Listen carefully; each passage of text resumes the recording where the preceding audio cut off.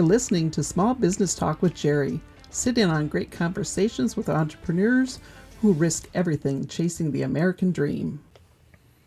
Hey everybody, Jerry with Small Business Talk with Jerry Fossum. Here we are. Broadway Car Care in Rochester is what I've been doing for the last 21 and a half years. Today I have Jeremiah and Brandon with us. So we're going to talk about plumbing. It's more exciting than it sounds, I promise. Jeremiah, tell us a little bit about you. Yeah, I'm Jeremiah. I'm one of the front office 6 with SBR Group. I also own Family Fun Center in Rochester, game room store, and sell supplemental insurance on the side. Maybe not on the side. It's really an 11-year career. But right. Either way, what's pertinent... It was there first. Yeah. But what's pertinent here is Jeremiah with Small Business Referral Group, Chief of Membership Engagement, but I'm still kind of rethinking if I should be called something else. Well, we do. We call you other things. I know you do. No, you're really good at what we do, and you're right. We might want to rethink the title side of it because of how it's kind of evolved. Yeah. But yeah. When we chose them, I think a few of us were just trying to come up with something. Now I think we had the best we're intentions. a little more targeted. Right. Yeah, we had the best intentions, but now we know priorities have shifted a little bit, literally. Yep. So, and then we have Brandon Trout. I guess born and raised in Minnesota. Came from a relatively small background. When we think about life and where you end up, and joined the military, left for a long time, came back, became a plumber. My wife moved up here. We weren't married at the time, but she moved up, and then 4 kids, and decided to make the leap of faith. And so you wanted 4 kids, or it took a while to figure out how that was happening? It took a while. Okay. I'm still kind of learning that one, Jerry. You know what I mean? Practice makes perfect. Perfect. And, left my job and just opened up TCC Mechanical. And that's based out of Rochester. Based out of Rochester. Awesome. We do this. We service our area, pretty much anything within 50 miles to 100 miles. After that, we'll talk about it. Yep. But we'll always help the people out if they need it, and joined SBR Group. Yeah. Got referred. Said, hey, great people. You should go over there, talk to them. Like what I saw, and then Jerry brought up the podcast. I was like, well, I've never been on a podcast, Jerry. He's like, no, you got to come. You got to, you He's got to like, come. You just got to come, try it out. He's like, I know it's a little out of your comfort zone, but Bryce, Andrew's brother, he goes, dude, the amount you like to talk, he's like, you're perfect for podcasts. He's like, maybe up front you're a little shy, but he's like, once they get to know you, he's like, you won't shut up. He's like, so it's perfect for you. So see, we won't have another 30 to 45 minutes. Right. We won't make it Hour this time either. Yep. I hope you all need to get comfortable. That's right. Get comfy, folks. But yeah, excited to be here. Good. And ready to dive on in. So awesome. Well, let's start with. You said you were in the military. So, how old are you? Can I ask you that? 36. Okay. So you've done some things already. Yeah. Awesome. So tell us about your military background. That intrigues me. Yeah. So I remember I was 19, and I was laying in bed, and I think it was in December, and my dad came in, and it was like 6 in the morning, 5:30 in the morning, and he opened the door abruptly, and he's like, "What are you doing?" I'm like, "Sleeping," and he's like, "Okay, well, at the beginning of the year, you're gonna figure out something to do, otherwise, you're gone. So you got to figure it out." I was like, "What?" He's like, "Yeah, I'm not joking. So you're either going to go to school, but you're paying rent, something. Don't care what you do. You got to have a plan." And he left. Tough love. And that day I got out of bed and I drove right to the recruiter's office. And I went and spoke to the Army. I wasn't feeling it. I went to the Marines. I wasn't feeling it. The Navy, it was like, eh.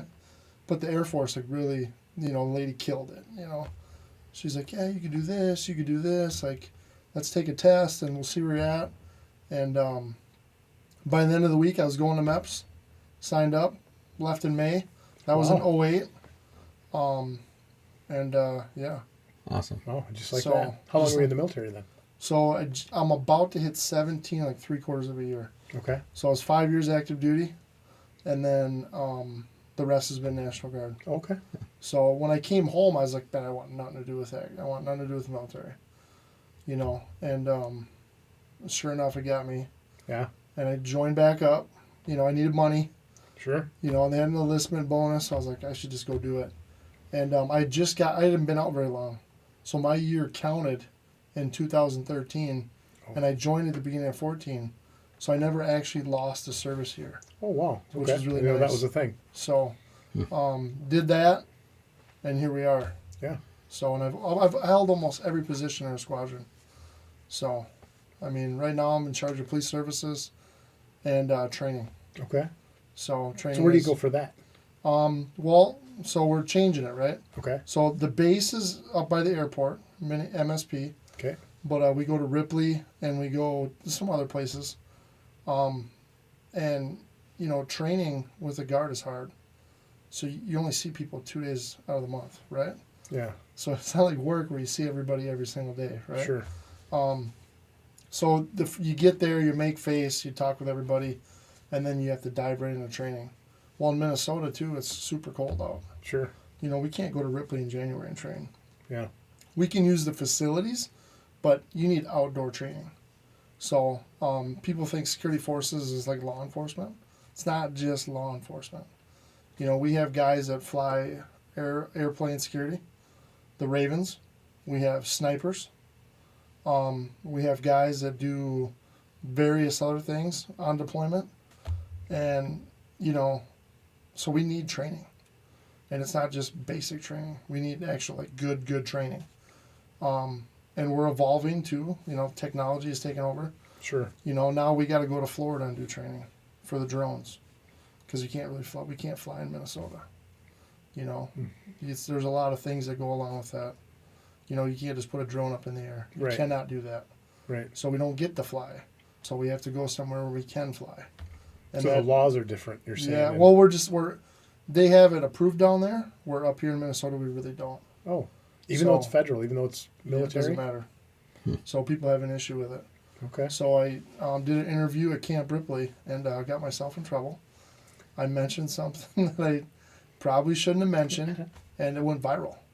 I mean, everyone was reading about it. People are putting it out. Well, people dissect it when it goes viral. And they're like, hey, you mentioned domestic operations. What I was referring to is like hurricanes and stuff. You know, we could be used in that, you know, which would help a lot of people out. Sure. And people, it got misconstrued. Oh, no. You know, and I got a phone call, and they're like, hey, if you have social media, you got to get off it. I'm like, well, I don't have that stuff. They're like, well, good. But they're like, you got to watch what you say. So my guys from Guard Bureau called me, and they're like, you got to watch what you say. Wow. You know, and I know it doesn't say, it's 2 words, domestic Right. operations, that's it. But, yeah, that was a big learning experience for me. Yeah. Because, you know, you think you did a good interview, everyone Yeah. loved it. Yeah. But When those you knew 2 what you words, meant. Yeah, yeah. you knew what you meant. But, yeah. They didn't. There's a lot of people that don't like that stuff. Right. For whatever reason. So, Yeah. but the military, no, I'm going on 18 years. Done all kinds of miscellaneous stuff. You know, I think the funnest time I had was when I was stationed in England. Really? I was stationed in England for 2 years. I lived over there. We did some NATO stuff and stuff with AFRICOM. It was just a good time. So I just left home. I was really young. You know, in England too, you can drink. So you get over there and you're like, Oh, yeah, you know, sure. you'd be 21, but it's just different being away from home. Yeah, So I bet. it was good to come back, but you know, I always miss that side of it. Yeah. So So now, you mentioned, you know, coming back. What did you do when you got back? I mean, you said you re-enlisted, but National Yeah. Guard. So then, where did you go? I wanted to do combat control. They're forward air controllers for the Air Force, and you couldn't do it if you were overseas at the time. So I took a stateside base. I could have went to Germany. There was a huge amount of slots for Germany. It would have been everyone that wanted to stay overseas went to Germany. Okay. But I wanted to go back, so I went to New Mexico and submitted my application, went to combat control. They have a 1-week selection. It's called NCO selection. It's the same course their officers go through to select officers. It's 1 week. It's basically a crash dive course, right? And went, did all the training, but didn't get selected. You know, I was just a little young at the time. Sure. You know, at the time too, I was doing triathlons and I was in pretty good shape and thought pretty highly of myself. And As you can see, that's slipped away now. But Age. age, Yeah. blame it on 4 kids. It's easier that way. But it just didn't work out. Yeah. You know. So that was like an eye opener for me. So you're in the Air National Guard, right? Because Yep. every branch has its own form of National Guard. Am I right? Yep. Okay. Okay. I So believe then- so. So now you're back. You didn't get into that. When you actually came out of active duty, where did you go? What did you do did you come back to Minnesota? Is that how you ended up here? Yep. or- So I was applying at some places, and it was like $15 an hour. Yeah. And I was like, what? I'm like, that's crazy. I'm just making way more than that. I didn't realize. I was like, I wouldn't have health insurance. I wouldn't have anything. So I'm like, I don't know what to do. And I applied for triple canopy, and they're like, we got a job that we can send you, but it's like $17 an hour. I'm looking at places that, where I live. I'm like, I can't even afford rent. So I prayed about it, and the very next morning, I worked nights, by the way. My phone went off at like 6 in the morning, and I'm like, what the heck? It's your dad telling you to get off your ass. And right, he's hard too, like that. But I answered the phone, and there was a buddy of mine. He's like, "Hey, are you getting out?" And I was like, "Maybe." I wasn't sure yet because I didn't have anything lined up, And he's like, "Well, there's a thing called plumber apprentice." He's like, "You'd be a pre-helper, but if you want to come back, I'll give you a job, $20 an hour." I was like, Yeah. I guess that's where I'm going. Made my mind up right then and there. That's And you what I had was no doing. experience in plumbing None. at all? No mechanical experience whatsoever. Okay. So, my first day on the job, I didn't even know what a channel locks was. Wow. Which is Right. Pretty generic. Yep. And that's talk about a leap of faith, right? Right. Looking back on it, it's like, ooh, like Yeah. that's and I was not the greatest helper. I worked hard, Yeah. but working hard only gets you so far. Right. You have to be mechanically inclined. Well, when we talk about this quite often, when I'm working with people, and I tell them, I said, you always got to work hard, but you got to think about what you're doing too, Yep. because you got to be good at it. Because I was like, don't ever confuse effort with progress. Yep. Because you can be the hardest working guy out there, but if it takes you 4 hours to do what I can do in 10 minutes, all that effort Gone. doesn't mean much, right? That 4 hours, you don't get credit for 4 hours. You get credit for getting the job done. It was a 10-minute job. So, don't confuse effort for progress, and it's like, and that's a harsh lesson, but you start realizing, do what you're good at or get better at what you're doing. Yeah. Make a, like you, obviously now you own your own business, you're your own plumber. Obviously you stuck with the plumbing and you know what a channel lock is. Yeah. Well, it was hard because there was guys like I don't want nothing to do with the kid. Oh, sure. And now, I'll step back a second. I got laid off from a job, and they're really slow. There's no work whatsoever. So I won't go into why that happened, but I got a different job right away, and he pulled me aside and he's like, "Hey," he's like, "I'm really liking what I'm seeing." He's like, "I really am, but you got to learn this code." He's like, I don't think anyone's ever sat you down and said that, you really need to learn this. Going in your 5th year, it's, working hard is really good. And obviously you've gotten really proficient at what you're doing. But he's like, there's a whole nother level to this. And I really think that you could be there. So you need to pick it up if that's what you want to do. And I did it, So kind of a mentor. Yep. Yeah. Yep. And good for you. that basically I turned out and became a foreman right away for that company. And That in Rochester? Yep. Okay. The union hall called me, and I became an instructor, like Awesome. right out of school. So. Wow, what a change. Yep. Yeah. Just needed that little flip, right? Who's your new instructor? That guy doesn't know what a channel lock is. Exactly. was. Yeah, it not was, his. It was bad because there's people that I had 1 foot in plumbing, and 1 foot out of plumbing, and guys pick up on that too. Oh yeah. And they don't like that. Yeah. Right. When I hire someone now, and they're like, when I was foreman, and we'd bring guys in, it's like, do you want to be here, or do you not want to be here? Right. Like, you tell me what you want. Yeah. Because I'm not seeing progress today, like you're talking about. Is this a career or is this a job? Exactly. Yeah. And you get mixed emotions, right? But that's one reason why I open up my own business, because I'm looking for the best. Right. And if we're going to service people's equipment and then go to their houses and work on their businesses, I want everyone to know that the guys we're hiring, they want to be there. Right. This is a career. Right. And they take it serious. Yeah. And whatever that looks like, that's what we're gonna go for. Yep. Because that's a big deal to me. It's a huge deal. Yeah. So it's awesome that you recognize that, because that's a struggle a lot of guys make when they go it on their own. You know, they try to find a quality guy. Everybody wants a quality guy or gal. You know, they want that great employee. And when they don't find it right away, then you start looking for someone that can fog a mirror. You know, it's like, you got a pulse, right? Okay, well, come on in. I'll teach you the ropes. And, I mean, a good friend of ours, you know, has a kitchen company. They remodel kitchens and bathrooms and things. And he went through some struggles. He and I had some real conversations about that, where he went through some struggles where he found a couple of good guys, but it was just a stepping stone for them. And he was looking for someone, he's getting older, he was looking for someone that he could almost apprentice and then take over his business, you know, and buy him out. And he just had these guys that were coming in, and it was a job, it wasn't a career. And they were good at it, but they didn't want to do it for everybody. They definitely, and the other thing is, we've talked about this 100 times in this podcast, you can be the best plumber in town and not be able to run your own business, you know, not be able to function as a business owner.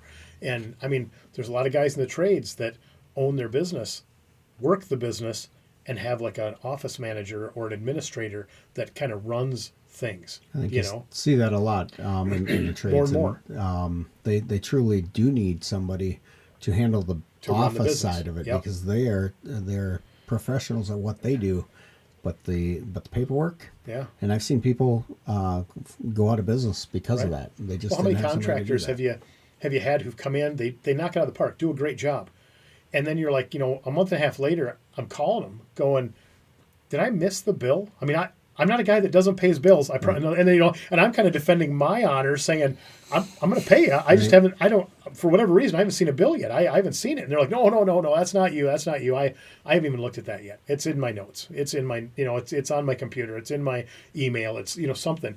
And I'm just like, dude, it's been like a month and a half, or it's been 6 months, and it's like, oh no, that's not you. I'm not worried about you. And I'm like, well, you should be worried about the paycheck, though. I mean, I realize you know I'm going to pay you, but you still got to bill me. Right. But that's that piece. It's like the guy did a bang up job. I'd hire him again tomorrow, but you got to charge me. You know, you still got to run your business, because I don't. I mean, people are like, well, I wouldn't. You know, don't look a gift horse in the mouth. If I don't pay him because he doesn't bill me, that means he's probably going to be looking for a job someday, and he's not going to come back and do the job I need next time. He's going to be gone. And yeah, you know, there's too many of you guys out there that are too good at what you do to let the business fall apart. Right. And so, yeah, you've got to, and if you can run the business, then of course you're going to get to that point where you're too busy. It's not that you can't run it, not that you don't know how, and you did great when it was slow. What are you going to do when it gets busy? You know, so you got to decide, do I start hiring office help and work a little harder out in the field? Do I start hiring field help and take a little more of the office on? What do you want to do? You know, what part of this is your career? You know, there's a lot to it that you don't think about when you start a business, and it can be overwhelming, but take it bit by bit. You know, it'll be great. I mean, you're a smart guy. He actually just did some work for us at Broadway Car Care last week, and it was great. I mean, it was so. I've had contractors that come in, and they're very intrusive, and I don't think any of them mean to be, but they're just in the way, and you know what they've got going on is the most important thing going on of the day, and it's like it's really not. I don't know I know what's wrong. I know it needs to be fixed. I don't know how to fix it, and I don't want to fix it. I'm going to hire you. So now here's what's wrong. I'm going to go back to work, fix it, you know. And when Brandon was done, he comes up and tells me he's done. It's like, great. I didn't get bugged 18 times with dumb questions about something that didn't matter, or, you know, when we had a minute to talk, we talked. Right. And when the phone rang, he wasn't like, keep talking. You know, I mean, it's just, it is like, you know, business has got to go on, whether it's his or mine, same difference. And it's like, you know, as soon as he's ready to get to work, it's like, dude, yeah, I got things to do. Go ahead, man. This is awesome. Mm-hmm. And it was, I don't even know how long you were there. It wasn't very long. I mean, it was in and out. 20 minutes. Yeah, I was going to say, it wasn't very long. And you were coming up front, and I mean, the things were working great. So yeah, awesome. I really appreciate you just making time and getting it handled, because that's my biggest frustration, is when you do that and then you just get ignored, or you got to come back 6 times to make it right, you know, that kind of thing. So no, and I mean, it was a pretty simple job, I think, but still, I wasn't doing it. You know, TCC Mechanical, I've worked for a few contractors now, and I won't ever throw anyone's name out there, but I didn't like what I saw. Yeah. Did not like what I saw. And, service is everything. It is. When we have someone come in your house, like I get a phone call, like, hey, your guy went to the house and he didn't put booties on it. Yeah. The house has got mud on it because he came from a construction site. Right. And and it's like, okay, Yeah. well, we'll figure it out. That's not going to happen. Yeah. He parked in my driveway and left oil spots. Yes. I mean, that. People don't like that. Yeah. No, not at all. Not at all. They want you there, but a lot of people that I see, they don't want to see you. Right. Right. Come do your thing and please leave. Yeah. Send me a bill. I'll pay you right there. I'm too busy to deal with you. Yeah. That's fine. I'm good with that. Yep. That's right. It's like, I don't need another friend. I need my toilet fixed. I need my leak to not leak, whatever the case is, So yeah, that's a big part of it though. I'll say on the other side of that, with at Family Fun Center, the guys installing the pool tables. The other day I heard the story again where the lady just sat there and watched them. They absolutely hate that. Oh yeah. They're there to do their job. They want to do their Yeah. job, but when you feel like you're getting critiqued on every little thing possibly, or Right. I don't know, who knows? So Well, it don't know goes it. on both sides. Yeah, and you don't know, are they bored? Right. And they have nothing going Or on, do they feel they need to be there? They have to be there. Yeah, or they just don't trust anybody. They got that paranoia Right. going on. Right. That could be too. Right. Where I'd imagine you get a lot of. There's people that hover. Yeah. Yeah. Yeah. They want to know everything. But I'm more than willing to explain it to you. Yeah. I can kind of gauge it too. Where, like, if you want to talk a lot, I'll make time for you. Yeah. It's not billable, but I'll make time for you. Right. Yeah. But if you don't want, I can kind of gauge when you're busy. Right. Like your phone was ringing. I'm not going to keep talking. Right. No. Jerry has to answer the phone. That's a customer. Yep. Yep. Your customer is just as important as me as you. Yep. Yep. Yep. So. And you were great about it. It's like, because you get, and most guys, whether it's contractors, salesmen, whatever the case is, when they're in front of even other customers, they're like, oh, hang on, and they hear my phone ringing, and I'm listening because they're in the middle of a sentence, and most people will stop mid sentence and go, oh, go ahead, and they'll, other people will just keep rambling, and I'll let it ring once. When the second ring starts, and I'm like, I point at the phone, I'm like, just give me a minute, let me grab this. But like I say, it's great when you have someone who comes in and you're professional. And it's like the minute that phone rang, it's just like you just kind of stopped and he's just stare at the phone like, Jerry, get that. Yeah. It's like you can answer that. Yeah, and it's like, please, and that's please right. do. Yeah, and that's awesome because Yeah. that will be appreciated over the years. Yeah. And like you said, when you have to make time for someone that's chatty, you don't get to bill them for that, but when they feel comfortable with you, we're back to what we talked about off air, that relationship. Yeah. And all of a sudden, the referrals come in because the nosy neighbor comes and say, "Oh, I saw a TCC. What's TCC Mechanical?" Because I got to be honest, that name I'm not a fan because I'm not a plumber. So I see TCC Mechanical. I don't know what that means. I mean, you're really so I'm so you're gonna have to market that a little bit, to get people to know who you are and get but you're gonna get referrals. You're gonna get people to know you and get out there because but you're gonna see the nosy neighbor. What was that? And if you made that customer feel good when you were there and, like, say, you kept up the chattiness, or the guy was just busy and you just left him alone, did your thing and got out, as long as you gauge that to the client, he's going to tell that nosy neighbor, oh, that's my new plumber. And that's how he's going to say it, too. It's not going to be, it was a plumber. He's going to be, that's my new plumber. And, and then that goes a long way. When you hear your friends, your family, your coworkers, your neighbor, when they have a new guy, I want that guy. I mean, if you like him, I want to try that guy. Well, one of the best customers, I think you'd agree, or when they're willing to give you that garage code to let you in, that the trust is there. Yeah. That's super nice. Or if you're the customer and the service person comes in and they're petting your dog and stuff, that you want to see that too. It's all just being a human and relatable. Yeah, back when I had a pool hall years ago, so I used to put tables in myself, and we go into this house and the homeowners are there. We're up in the Twin Cities. We were doing 3 tables in a day because we drove 70 miles one way to get there. So we're putting 3 tables in. First table of the day, and Mike Doobie, remember Mike? Oh, He was helping me. Him and I are up there. We walk in, and the guy has 2 dogs. So, I'm down on one knee, and I love dogs, right? So I put my hand out, just obviously be safe because you don't know the dog. Once you get past that, down on one knee, playing, the dogs are jumping around, and the owner didn't care that they jumped up on you, which didn't bother me either. But, it's just some people kind of, have a really get after their dogs. But anyway, we're having fun, all this. It was a good time. We get the table done. We go to the next house. We walk in, and there's just this cat there. I am not a cat person. But, same thing. Kind of put my hand out, and the cat just kind of sniffs you and then just rolls its eyes and walks away, And the guy says, he's like, so you're a cat person? I said, no.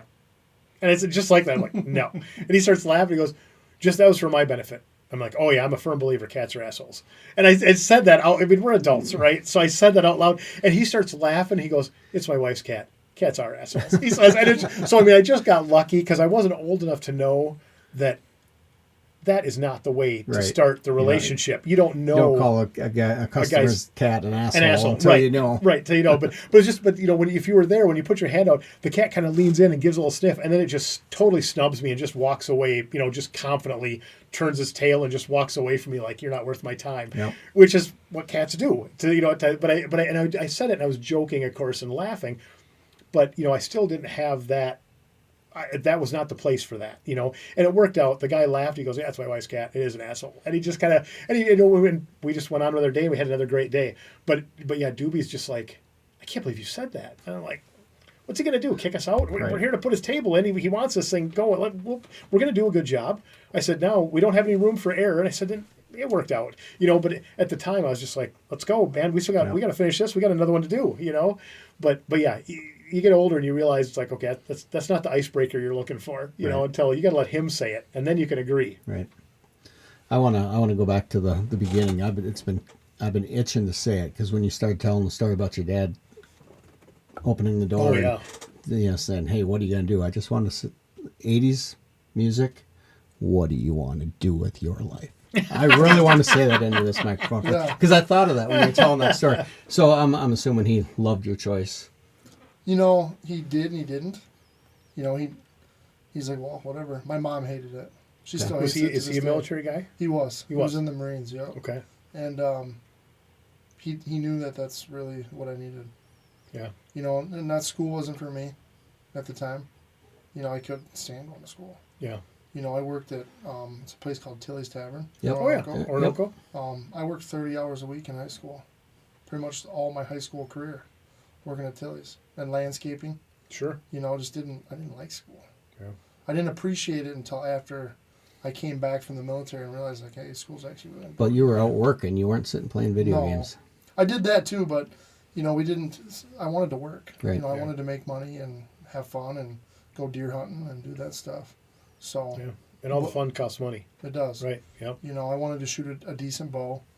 I wanted to, drive around and do that, look for deer, do that stuff. Yep. All costs money, like you said. Yep. Nice equipment for the winter.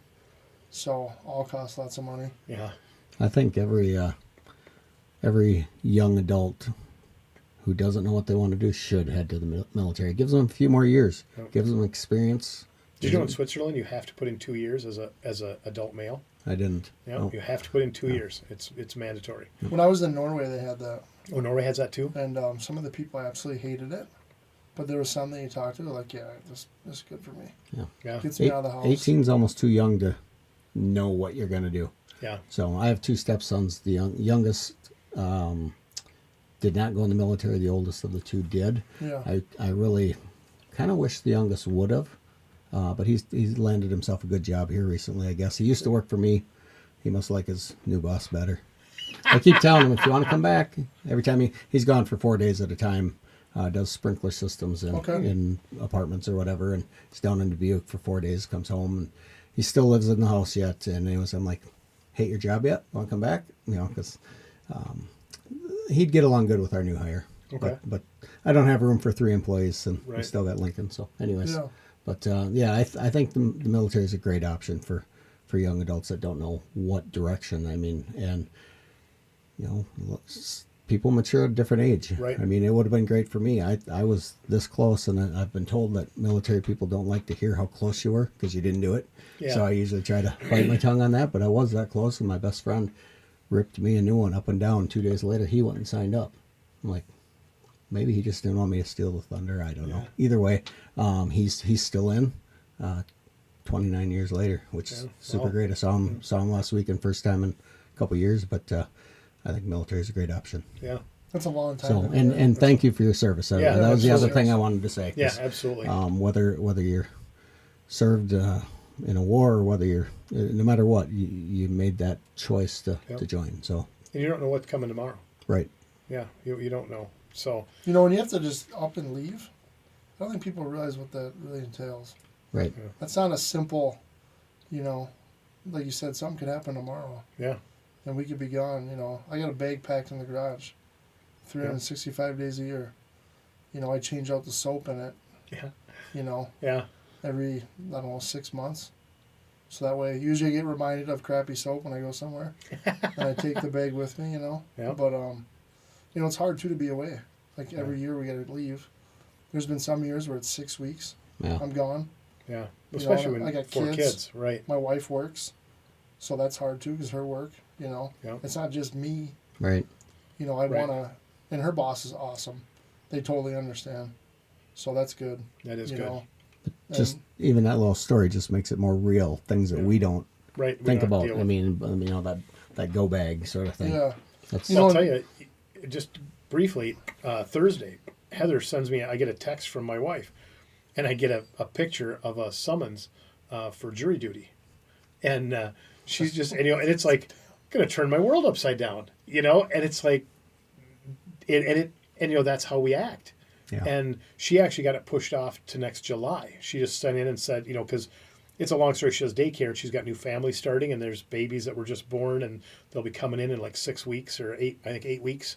And there's 2 new ones. And they don't usually take 2 at a time. They got a variance, all this stuff, whatever. But so she would be going, jury duty selection would be like 3 days, 4 days after this one family starts, and like a week and a half after the other one. And she's like, how do you do that with a newborn that you've been on maternity leave for a couple months? You go to daycare for 3 days, and you're on daycare for a day, 5 days, 3 weeks, you don't know. And so they push off to July, so at least everybody's going to be more established. And but there again, that's a pretty simple thing to deal with, jury duty. But it was a big deal in our household. Nothing like what you could go through tomorrow. right. It freaks me out knowing that I own a business, and that if something were to happen, now the base would take care of you. Air National Guard does an amazing job of working with families. I would work in Minnesota most likely, but you'd still wouldn't be plumbing. Yeah. Yeah. I wouldn't be answering the phone. I wouldn't have anybody.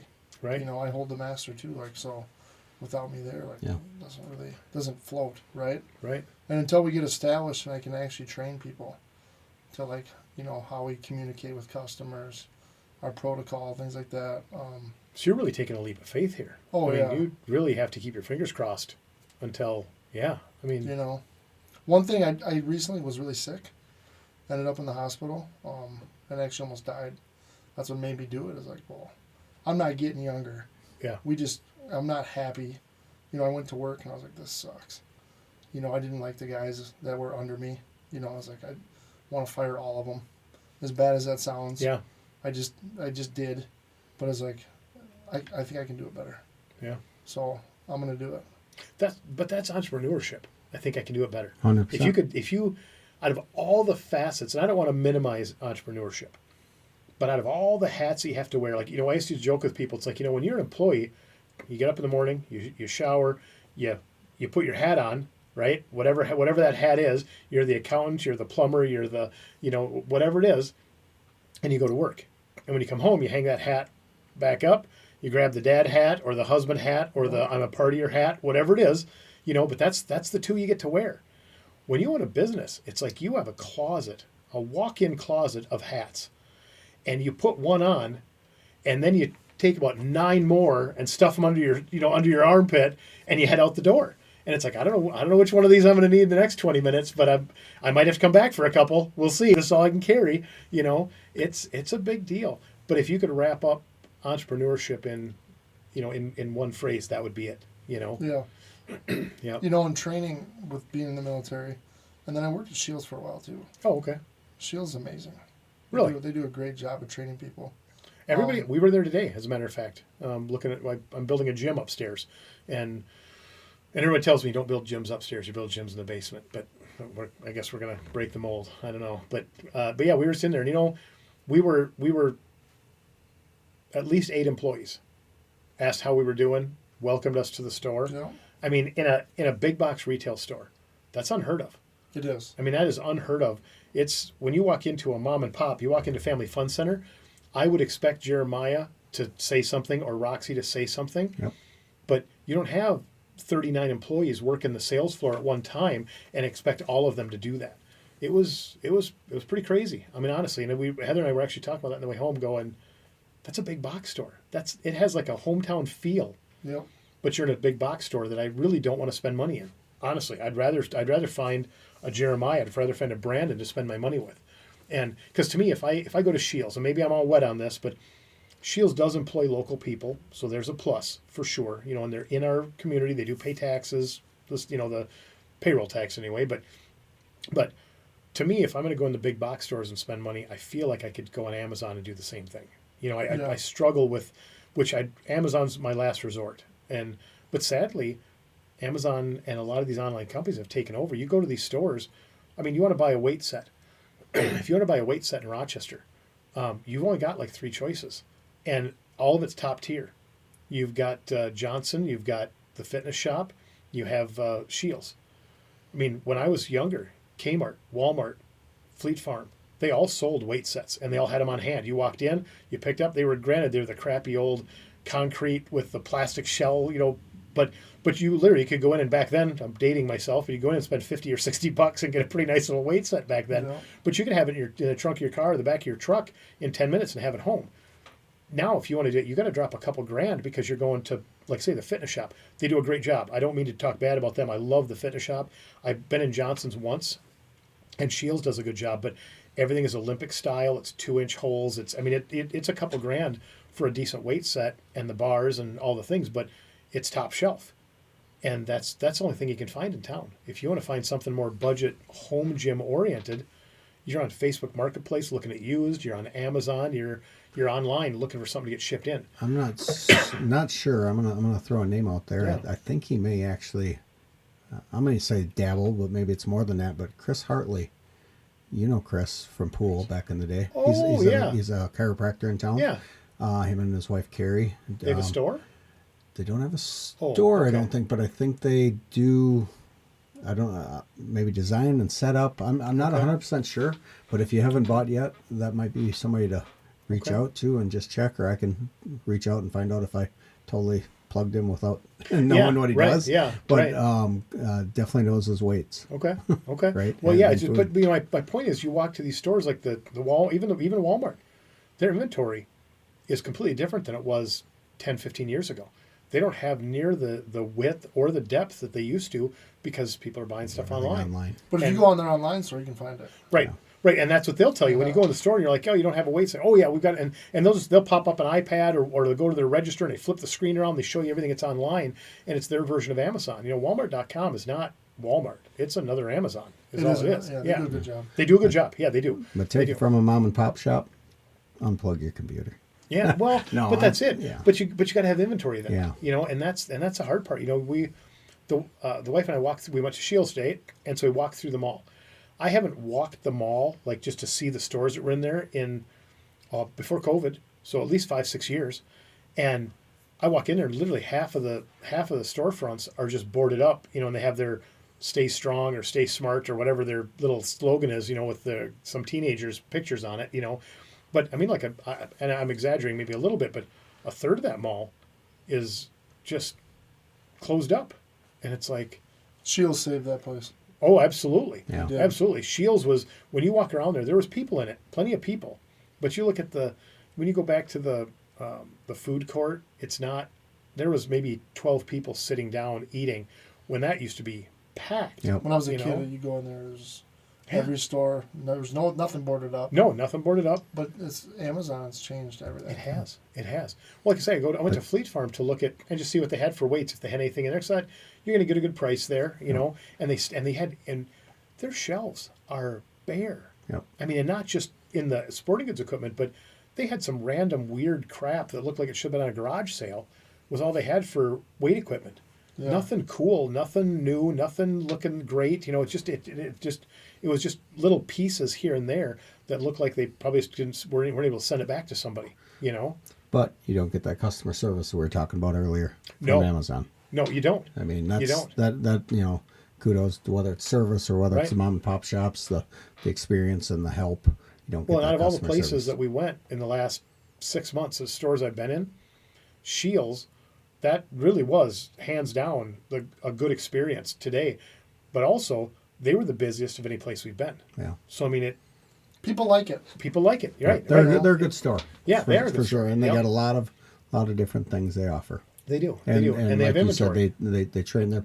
I've known a couple people that have worked there, and I'm good friends with them. And yeah, they're treated well. They train well. Well, it's like when you go to a restaurant and a waitress doesn't refill your drink. It's frustrating. It is frustrating. But now the question you have to ask yourself, is she just a bad waitress? I mean, really, is she just a bad waitress and just doesn't care? Or is she a bad waitress because nobody trained her? You know? That's probably what it is. And that's probably Right. what it is. Right. That's probably what it is. Because you don't find too many people that are just habitually having a bad day and keep their job, and they don't care if you're happy or not. Most of us want to make our customers happy. That's how you want to do it right. Like you said, I don't want to hire an employee that's going to get the job done but not make people happy. You know, I want someone that wants to do this as a career, not a job. And that's how most employees feel about it also. They want to do a good job. They want to hear the boss tell them they did a good job. They want the customer to tell the boss they did a good job. And then, like, say, when you sit there and your drink just never gets refilled, it's like, did you go to the grocery store and they're bagging your groceries at Fairway? And Fairway, I think, does a really good job on training. But, you go to some, like we were in Preston yesterday, and, the guy bagging the groceries, it's just, I mean, you're literally, I don't know what was on the bottom. If it was, it would start with the bread, throw the eggs on top of that, and then the cantaloupe goes on top of the eggs. I mean, that kind of thing. It's like, this is pretty simple stuff, guys. But still, someone's got to tell you, you still need training. Because Don't put my meat packages on top of my fruit. yeah, Or on top of my Or the vegetables. bread. yeah, Like, right, separate. right, and it's like, and even like we'll see that once in a while at Fairway. Like I say, not to throw them under the bus because they do a very good job. I'm really like their grocery store. I'm glad they're in Stewartville, but they'll separate like the bread, the buns, that kind of stuff in a separate bag, but then it just gets thrown in the cart, and all the other shit gets thrown on top of it, rather than setting it up in like the little kids. Yep. Seat, set it up there and keep it separate. Sometimes you see that and it's like, okay, well, you got part of it right, Yeah. but it's like, but they're kids too. They need training. You need to talk to them. You need to work them through that. And that's a hard thing about it being an entrepreneur. When you're hiring people, it's like, I don't know if I know you're a football fan. I don't know if you're a football fan. Yeah. Okay. So Tom Brady went, sixth round in the draft? I'm not that big of a football Okay, fan. well, I'm a but fan. it I was- like watching it was it. sixth And no round. one had hopes for the guy. Nobody. No, there was nobody out there going, this is the kid. Nobody. None of the pros, none of the scouts, none of these guys that do it for a living, that are supposed to find that dime in the rough. Tom Brady went in the sixth round. My point is, when you're hiring an employee, you can't look at him and go, the guy doesn't know what a channel locks is. He's useless. He'll never be anything. You don't know that. Right. You might be right, but you and as an entrepreneur, you can't gamble on everybody, but you do have to try and look around and go, okay, he can figure out what a channel locks is, right? So it's like, where do we go from here? Is a kid going to work hard? Is he smart enough to figure this out? When we show him what a channel locks is he going to remember it tomorrow? And is he going to work hard enough? And because sometimes even if you're not smart enough, are you going to work hard enough to make up the difference? We need that guy too, and am I a good fit? Can I help this kid? And then you find out this kid is pretty smart. He's not the kid I thought he was either. He's working hard and he's smart, and next thing you know, here you are, a few years later, you're running your own business, whatever the case is, There's guys that I've worked with in the past that only knew me as a first and second year apprentice. They're like, no way. They're like, there's no way.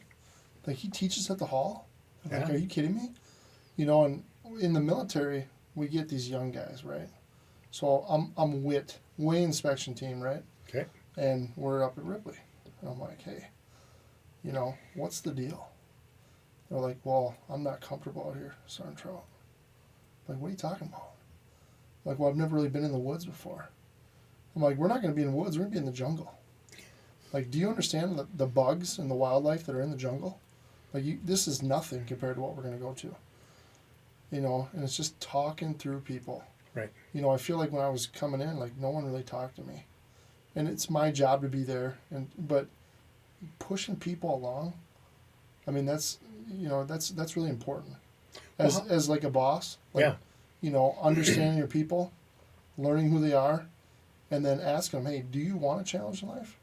Do you want to be better? And if I can find those people that do want to get better and do want to learn and want to please the customer, I'm all about it. Right. And we're going to take them to the top with us. Yeah. That's what we're Invest in them. Yeah. Right. Invest in them. Because when we hire people, my boss would say, well, we just need a body. Yeah. It's like, I don't agree with that at all. No. Right. Like, you're not the one out there running this job, worrying about hours, and he's not doing anything. He's there for 20 minutes and he's in the bathroom for an hour. Yeah. I don't know what he's doing, but he Yeah. ain't working. He ain't On the working. phone. On the phone. Yep. Yep. So, but if we can, that's a big deal, and that's an implementation immediately. Yeah. As soon as we bring someone in, that conversation in that interview, it ain't just going to be pick someone up because I got to send them in their house. Yeah. Or their business. Yep. And I want everyone to treat it like it's their own. That's a rule. That's a mandatory rule. Would I do it at my house? Yeah. And if the answer is no, then you can't do it at someone else's. Right. So I've been hiring people for, since I was probably 23, 24. So 30 years. I'm 54 now. So it's been 30 years that I've been in positions to hire and fire people. And one thing I adopted fairly early on was when doing an interview, people are telling me how awesome they are, right? Everybody, not everybody, but some people just come in there, the head is as big as a mountain, just, telling you how great they are. And when I get those people, that's when I pull this card out of the deck. I'm just like, all right, well, I'm going to put you on notice right here. Let's just assume for a minute that I'm going to offer you the job. Interviews are for telling me how good you are. Your first 90 days, that's for showing me. So if I hire you, let's assume for a minute that you're starting tomorrow. If you come in tomorrow, what are we doing this week? Are you telling me how good you are? Or are you going to get your ass out there? Are you going to show me? Because when we're in this probationary period, these first 60 days, 90 days, whatever the company's policy was, it's like I'm listening in this interview, right? I'm paying attention. I've been doing this for a while. So all these grandiose stories you're telling me, are you going to show me that? Because if you don't, I might bring in a guy that's half as talented as you, but he said he was half as talented as you, and he's a guy I can work with. Because and he was motivated. And he showed curiosity and the will to want to learn. Right. When you get these prima donnas that come in and tell you how awesome they are, and they get in and they're good, I'm not so sure that I wouldn't take that 6th round draft pick going, he's a little rough, but You can mold them. but he wants to be here, and again, I'm in a position I'm in. If I didn't think I was good at what I was doing, I wouldn't be there. So it's like I'm good at this. I'm going to help this kid. I'm going to mentor this kid if he'll let me. But I might take that diamond in the rough instead of that middle-aged guy that's telling me how good he is. It's like, yeah, are you better than him? Well, you should be, first off, But even if you are better than him, are we sure that in 6 months or 2 years, like you said, those guys are looking at you for your first or second year going, what? That's not right. But someone gambled on you, and it paid off. It paid off for you, huge. Tough love. Yeah, tough love. Right. Absolutely. And sometimes that's what people need. One thing people. that I could tell. So if I put you with somebody, so if I'm hiring you, you're gonna go with me. If we get out of the van or the truck, and you're not getting the stuff down before I get out, or you're not getting tools and thinking ahead of what I'm doing, and trying to assist me in any way, I know right away that this probably isn't a good fit. Yep. And I've got a lot of people, and a lot of the young guys now, people don't give them enough credit. A lot of the young guys, there's a large portion that they just need that little shove, and they do an awesome job. It's funny that you say that because my mind instantly went to, boy, you must struggle right now finding good guys because the younger generation doesn't have that motivation. But there are some out there. There are. Yeah. There are some. Yeah. We got some, at the National Guard right now. I'm telling you guys right now, they're cream of the crop. We have guys at the hall. I was working with one, super, super good, but he's also really engaged with his family. You can tell a lot by somebody how engaged they are with their family. I've told Jeremiah's heard this before. He and I have talked about this in the past. Not so much hiring an employee, but if I'm trying to work a business deal where I know I'm going to put some skin in the game, and and I'm just like, I just want to be sure. I will almost always, well, always do that over like a lunch date kind of thing, to at least make a point that we have to discuss something, and we do it over lunch. Because if you and I go to lunch, and I'm thinking, okay, I'm gonna bring Brandon in the fold on this, and Yeah. and I'm gonna have some skin in the game on this. This is a little risky, and I really like you. I really think you're the guy for this. But that last box that has to be checked, we're gonna go to lunch or we're gonna go to dinner, and if you treat the waitress like crap, it's like not my guy. If you can't respect the people that are coming to you, that are working for you, because that waitress, she's working just as hard as we do, and probably harder than I do. Let's be fair. I mean, I'm not gonna lie. I put a lot of hours in, but I don't break a sweat very often, And these gals go home, and guys, waiters, waitresses, they go home with sore feet. They go home with sore backs, right? They get their Charlie horses. They get people mad at them, and it's like, if you don't give them the time of day, it's like, that tells a lot about your character. I mean, that to me, and I know that may sound petty, but I'm telling you, it's a big deal. It's a deal breaker for me. Yep. How you treat the lowest level guy is super important. It is. I believe it is 100%. Like we were in a school, and the janitor guy would fill the whole hallway up, And so one of the guys, you need to move your stuff. It's like, whoa, chill out. This is his work environment. Right. We're in his space right now. Yeah. It ain't just about you. And he said he never thought about it that way. I was like, well, now you have. Now you have. He's don't a human forget being too. He's got a job to do as well. It's super Yeah. important that he gets his job done because he's got to clean up the school. Right. It's got to be presentable for everyone to come in. It's got to be clean. It Yep. just helps people learn. He'd never thought about it that way. Yeah.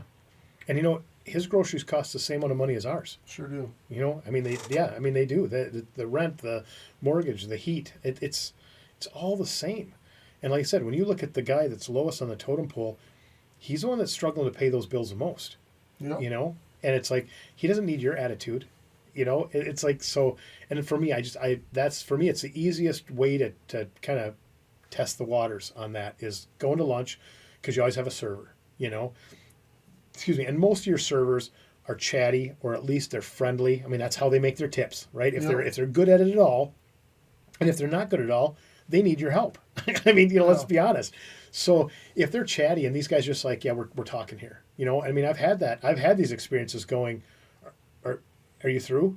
I mean, I've had them say things like that to That servers. would rub me the wrong way. Big time. Yeah. And it's like, Brandon, we can't, I'm going to, when we get done with this meeting, I'm going to come up with a reason why we can't do business together. We're not going to partner up on this project or whatever. There's going to be a reason. I'm going to find something. I'm probably not going to tell you that waitress made up my mind. I'm going to be honest about that. I'm probably not going to call it what it is, but I'm going to get awful busy, but yeah, I think that's a great judge of character. And I like what you said too, when he's very family oriented. It's like, because when I was younger, I wasn't. I mean, I was not a real good dad to my oldest, because in my mind, I was hustling. I was working, literally, no exaggeration. I was working 75 to 90 hours a week.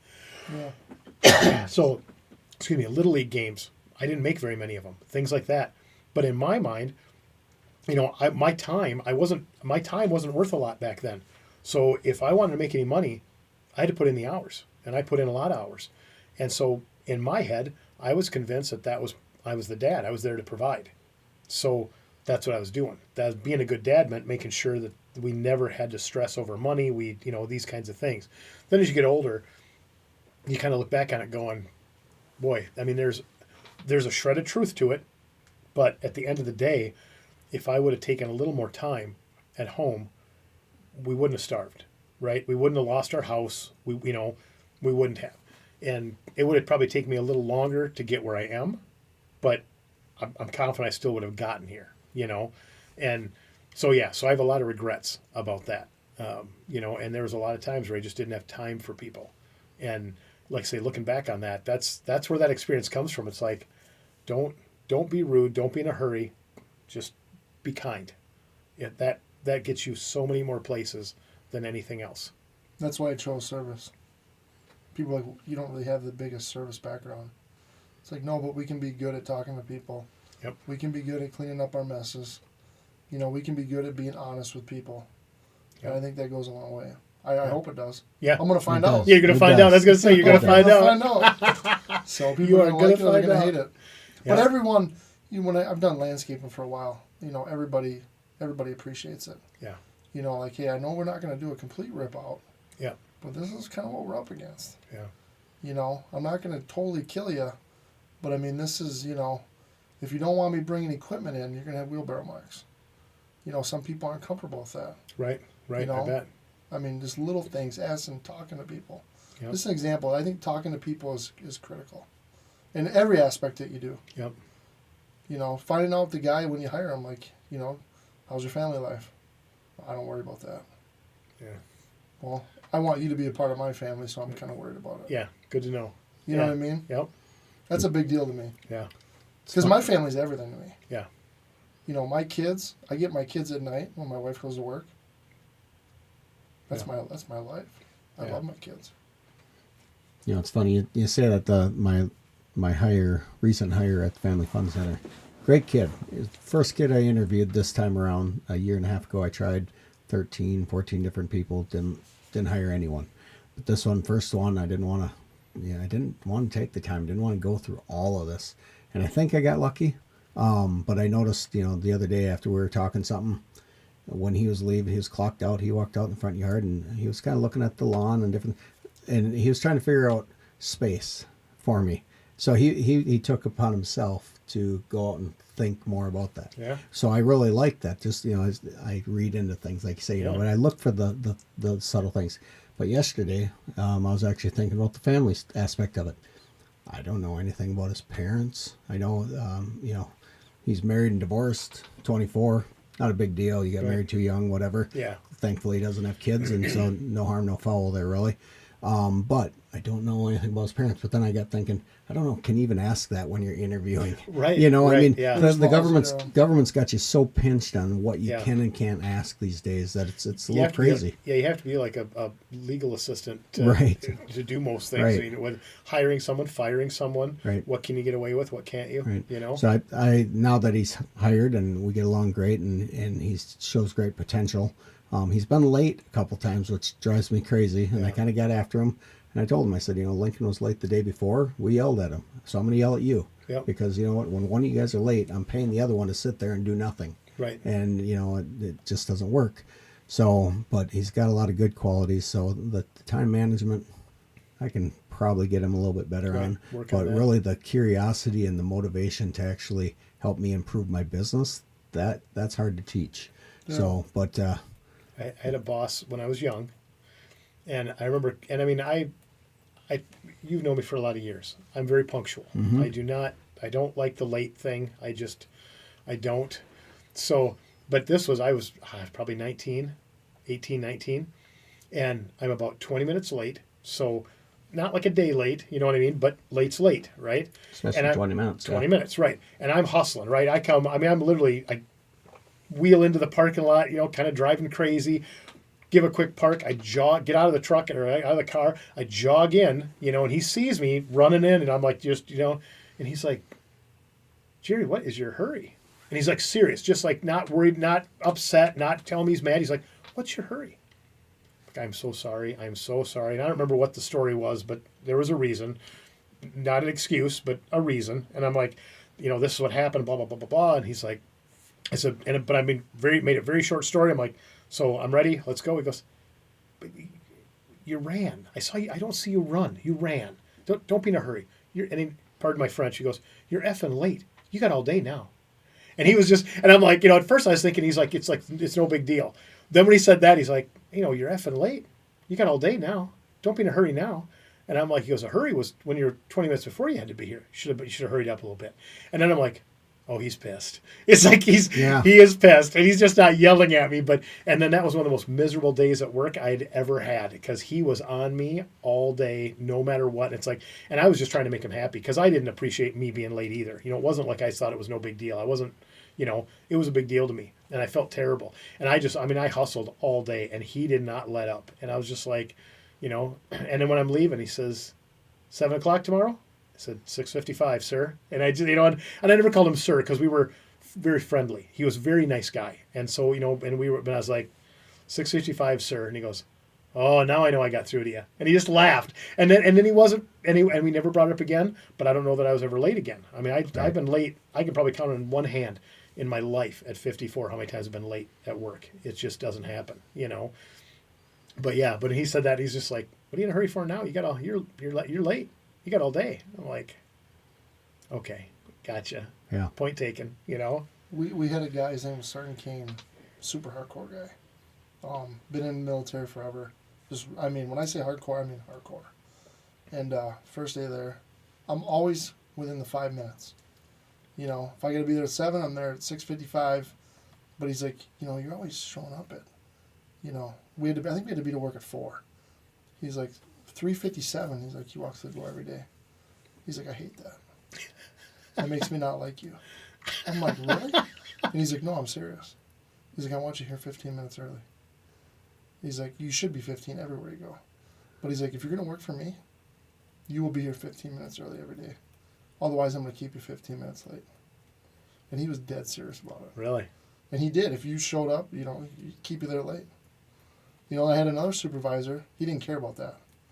He didn't care at all. He's like, if we got to be here at 4, walks through the door at 4. Good to go. So the difference in personalities, you got to be able to read them. I'd have a hard time with the first one. Yeah. Because honestly, 15 minutes, you're on time. You're never late as long as you're never late. Yeah. And if you tell me you're going to keep me 15 minutes late, now you're taking my time. Yeah. I'd have a hard time with that. So that's also no, I get was, it. Yeah. Yep. And his right, and he sets his boundaries, but I would have a hard time with that. Yeah. If I tell you 5, if you walk in the door at 5, I'm good. Yeah. But that's my personal. Yeah, me Everyone's too. a little different. Well, they say to be on time is to be late, and Yep. and I don't like that statement, but it's true. And my It is my true. wife will tell you I'm late all the time. I'm really not. She thinks I am. I'm not. But I'm usually a few minutes early. Once in a while, I'm late. Yeah. But yeah, I don't. It depends on where I'm going, what it Yeah. is too. My struggle where I can say that I am late often, which, like I said, I just got done saying I'm never late, but like when we'll make lunch plans, I'm always I say, okay, let's go to lunch at 12:30. I'm at work, and people know I'm at work, and at 12:25 I could stand there for 20 minutes. No phone call. Right, no phone from quarter after 20 or quarter after 12 to like 12:25. Phone hasn't rang, and I'm literally just playing on my phone because there's nothing going on. Yep. But 12:26, that phone rings, Yep. and then 2 people walk in the door, and I'm there for another 10 minutes. So I don't leave work till I tell you I'll meet you there. I'll leave at 12:30. I'll take lunch at 12:30, and it's 12:40 before I walk out the door. But I'm texting, going, I'm on my way. I always try That's to the warn other them. thing, yeah. But it's like, but with that, I don't feel bad about that because I'm at work. I'm at the front counter. Your industry, what you're doing. Right. Yep. This is what I do. And your chances are whoever I'm going to lunch with, they probably bring their car to me. So they've been that one that I've had to spend 20 minutes with at some point. Right. And it's like, I'm on my way. Sorry about that. But, last minute customer kind of thing. But it never fails. Yeah, like I said, I can sit there for 20 minutes playing on my phone because there's nothing going on. But 2 minutes before I have to leave, that's when I would say the phone rings. in any one of our industries, and I would assume you as well, if you're going from one job to the next, if the one takes a little bit longer, you're probably calling the next one to let them know you're running 15 minutes late, possibly. So let's say I tell Jerry, hey, I'm going to be there around 12. So from 12 to 1 o'clock, you'll see me. Or 12 to 1:30, you'll see Yeah. me. I got to give someone Right. a little bit and some people don't like that, but it's like, Yeah. Unless you're on the subscription service, you don't even got the priority calling. Yeah. That's as soon as I can get there. I might not be able to get the water off. Let's say I'm doing a water heater and I can't get the water out. Well, I can't carry a full water heater out. Yeah. There's all kind of little things that can happen. The water one off is a big one. You go into an older house, the water just doesn't shut off sometimes. Oh, So sure. you have to go to the curb, but you got to be careful, or you got to freeze the pipe. We just added time to the Right. service call. Right. Right. Well, that's just it. That's the downside to service is, okay, so if I tell you I need a faucet in my bathroom, well, that sounds pretty simple. But you could do 10 faucets this week and not any 2 of them are alike. No, I mean, they're all different. They're all different, right? And, hopefully half of them you're prepared for, but then you come into a house that was built in 1883 And you're like, well, this faucet's been replaced 9 times already, but the last guy that did it, whatever, it's like, and it's like, well, this isn't right. And now you're, and God forbid you got to tell the homeowner you need more than just a faucet. There's more work to it. Well, you set aside time for a faucet, and you got me waiting on the wings because I got to, noon to 1 o'clock, you're coming to me, and now you're just going, I'm not getting out of here by 1, So now it's like, okay, do we reschedule that guy? Do we call Jerry? Do we maybe have to do both? Do we try to get this done and then reschedule him when it doesn't work? I mean, there's so many things that can happen in the service industry. And I mean, we have a ice maker being replaced in our refrigerator. They replaced it 6 weeks ago. And now it's on the fritz again. We call in the service guy. He comes in and looks, and it's a different guy that comes in. He said, how old is this refrigerator? I'm like, that's about 5 years. It was 20, end of 20, beginning of 21, was right towards the tail end of COVID, when we remodeled the kitchen. And he's like, that's funny. He goes, that's what I thought. This thing looks fairly new. I'm like, yeah, it's not that old. The ice maker they put in, which was new, it was shipped to our house, so we know it was new. It was shipped to us, and then they put it in. Manufacturer date on it was 2017, and it lasted 6 weeks, 5 weeks. It's been on the fritz for like 2 weeks. Where I don't know if you notice when I go to put my glass under there, it just dumps a stream of water because it's all melting, And so, but now he's like, yep. He said when everything shows up, he said I'll come out, and he's coming out this week. But now they to diagnose it, tell us what they're going to have to do. He came out last Thursday, and he gave us a window, 8:30 to 4. That's when he'll be here. That's crazy. So that's Thursday. I mean, that's just, just tell us you'll be out Thursday. I'll see you when I see you. Right. But that's a big window, to have. Yeah. People have a hard time with that. Yeah. Like when you go to schedule something, because sometimes some people, like you said earlier, they don't necessarily trust you just to be in their house. So they've either taken off work. Right. And if you're not there you're really hurting the customer. Yep. That's where being the service side is really important. Yep. You tell a customer I'm going to be here, like the small window, an hour window I give you. I don't see I anything wrong really with that have at to all. be there. Yeah. I don't see anything wrong with an hour window at all. The 8 to 4, hour or two even. Yeah, the 8:30 to 4, that's excessive. Right. And, that is like That's a whole day. Yeah, you should be able to tighten it up more than that. Yeah. Really. You get deliveries from furniture stores or whatever. It's usually a 4-hour window, or somebody come fix that dishwasher. It's a 2 or 4 hour window. And my wife always points that out to me, and I usually tell people we'll be there first job in the morning. They should be there at 9. I tell my guys, we'll look at how long it takes to get there. You're either showing up at 8, 8:15, or 8:30. Based on what because you don't need to be at their house at 8:30. 9 o'clock works unless we get a long day and they're fine with 8:30. Hey, then let's do it. But I wanted to switch it up a little bit more towards your business because with plumbing, I remember when I first joined an ONG, the plumber that was in there, I had something with my toilet. He's like, yeah, that's not really the type of plumbing I do. So I didn't realize plumbers did different things. What is your scope? So I did a lot of apartment buildings. When I came into plumbing, I wanted to be a pipe fitter. I wanted to weld. I didn't even really know what a plumber really did. And now when I talk to people, like, well, don't you change toilets out? It's like, no, I don't really do. Okay. That's a small, minute, but plumbing, I mean, it's huge. There's so many things. So many things to it. Yep. Yeah. Ice maker box. People think they take it for granted.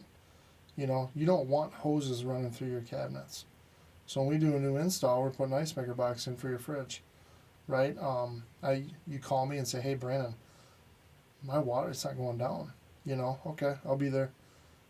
First thing you do is take the trap off. Well, they got straws in there. It's plugged up. Simple. Putting new toilets in. Jerry, we didn't put a new toilet in because it's in a spot where you don't want a new toilet. You don't need one. We just got to limp it by. It's for a few years, Yep. That's fine. We fixed the toilet. Yep. We take it apart. The water heater. A lot of these guys, they think that a water heater should last 20 or 30 years. It's like, no, it's not efficient anymore. Yeah. We can buy the pieces and put them in. But, we start talking water heaters. I mean, you got to... It's not always easy to sell a new water heater. But, we put in Bradford Whites. You can't go to the store and buy a Bradford White. Okay. Only a professional can put one in. So that's one thing that we got that, I'm really big on. But understanding all the different types of water heaters. That's another aspect to it, too. Sure. It isn't just, does he do this? It's you got to learn how they're built. and you got to take the time to study how they're built. Water softeners are the same thing. Mm-hmm. Different connections, and what does it do? The plumbing side's easy. Piping it's simple. That's all. You can pipe anything, especially if you're doing apartment buildings. Oh, I bet. When you get in these big apartment buildings, you become real crafty at plumbing. I bet. And every single thing you touch is inspected. So everything's looked at. In Minnesota, we do air testing. That's not always a thing in other states, but in Minnesota it is. So, you get real crafty. But there's no, in that kind of business, so there's no good enough. No. Because it's, like you said, it's inspected, and yeah. But I've worked in apartments. I've done commercial. I've done industrial. Where you're in a place and they're like, you can't have a cell phone because the chemical's in the air. So if that were to go off and you're to take your safety equipment off, you could get seriously hurt. Really? There's acids and stuff that you deal with in the Jeez. tanks that burn right through your hand, things like that. To food processing plants where everything's stainless steel, And sterile. Yep. Yeah. Where you have to actually do a shutdown if you want to do any type of work in these areas. I was recently at Johnny Pop's up in the cities. Man, they got a good facility up there. They do an awesome job. Never heard of them. Yep, Yeah. They make popsicles. Oh, okay. But when I was up there, I was super impressed with their facility. Everything's sterile. They got a whole process of cleaning you up before you go out on the production line. And then, you got to clean up after yourself. So you are doing commercial.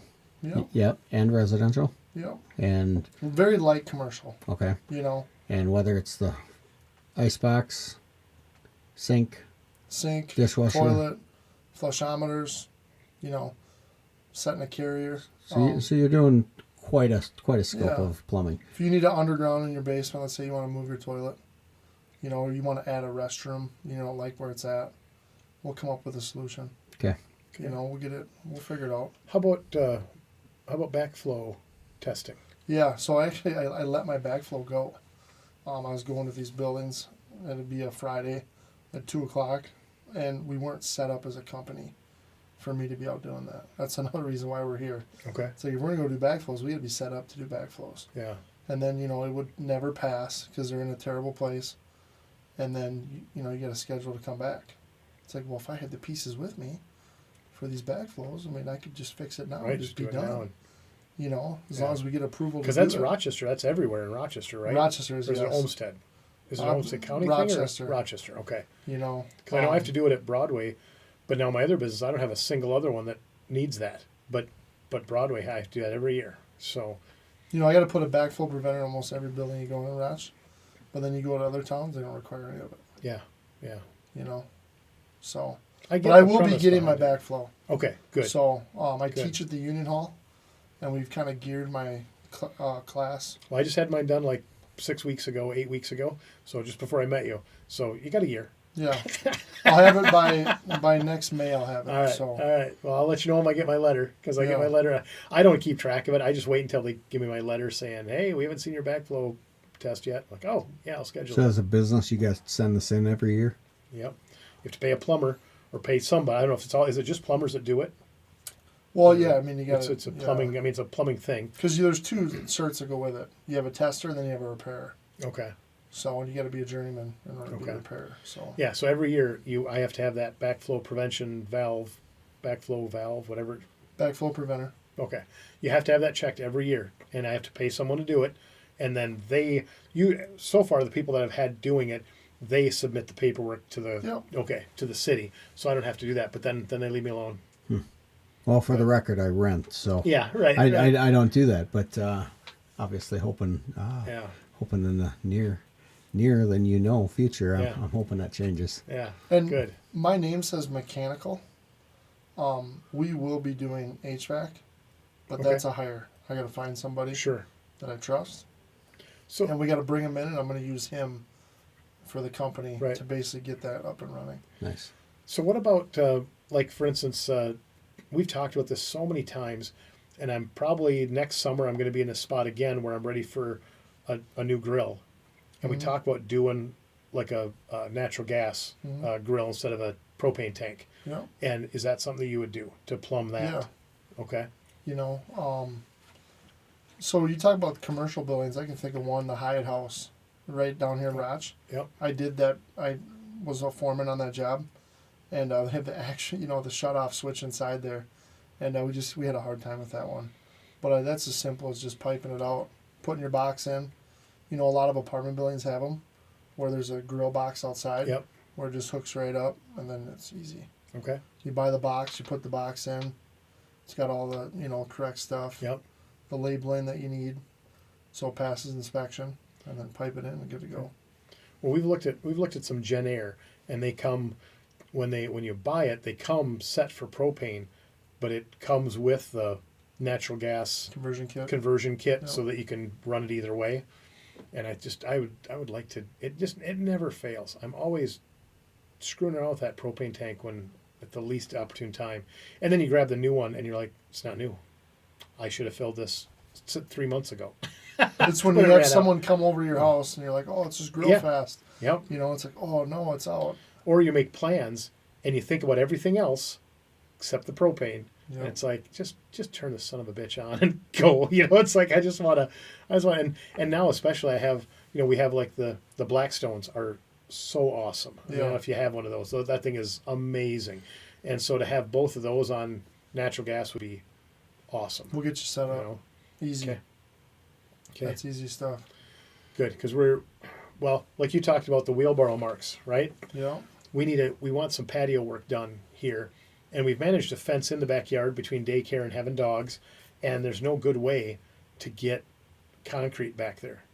So the last two guys that have bid it say we need a pump truck coming in, and that jacks the price of your concrete. Mm-hmm. So now we've been a little more, and not that I'm not willing to spend the money, but now it's making me rethink. I'm pulling a Jeremiah on this because it's like, well, if I'm going to spend that much money, I want to make sure this is exactly what I want. I don't want to get it done and go, we got to change this next year. In a couple of years, we'll do this, we'll do that.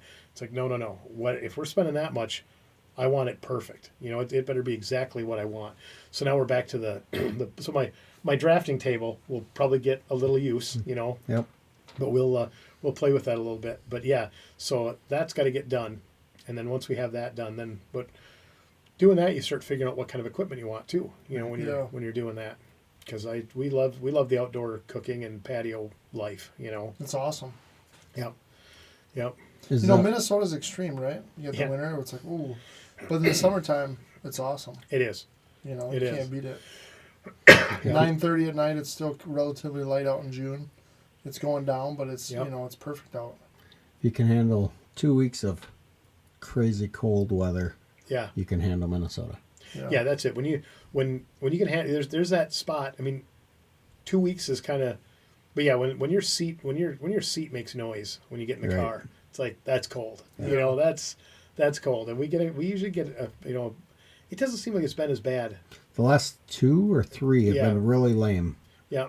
Tame. Yeah. Don't say lame. Yeah, I don't want to call it names. It right. Yeah. It's been really tame, which has been wonderful. I mean, saves on the propane, saves on the back from shoveling, all that stuff. But so, one more quick question, just since we're on the topic of the gas grills and that. So, like my Blackstone that didn't have the option for natural gas. It's just propane. Can you buy a conversion kit? There has to be something out there. Okay.